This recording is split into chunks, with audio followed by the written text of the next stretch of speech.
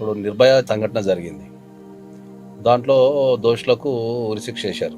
హైదరాబాద్లో దిశ సంఘటన జరిగింది. వాళ్ళు పారిపోతుంటే కాల్చి చంపడం అనేది జరిగింది. సో అట్లే ఇప్పుడు కలకత్తాలో కూడా జరిగింది. తెచ్చినా కూడా ఎక్కడ ఇట్లాంటి సంఘటనలు ఇంకా జరుగుతూనే ఉన్నాయి. ఎక్కడైనా కూడా ఇట్లాంటి సంఘటనలు జరుగుతూనే ఉన్నాయి. యాజ్ అడ్వకేట్ కింద కానీ as a human being as a personal కానీ నేను ఏం చెప్తా ఏంటంటే ఫస్ట్ మీడియా ప్రధాన పాత్ర వహించాలి దీనిపై. నేరం జరిగినప్పుడు దానికి సంబంధించిన విషయాన్ని ప్రతిదీ కూలంకషంగా ఇస్తున్నారు కదా.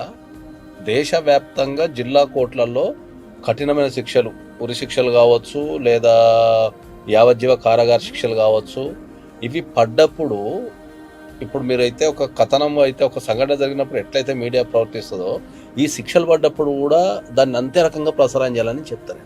ఎందుకంటే 4 గోడల మధ్యలో జడ్జి గారు ప్రకటించేస్తారు, అక్కడి నుంచి తీసుకెళ్లి జైలు పడేస్తారు. సో ఈ నేరాలు పెరగడానికి ఏంటంటే బలమైన చట్టాలు ఉన్నా కూడా ఆ చట్టాలు ప్రజల్లోకి వెళ్ళటం లేదు.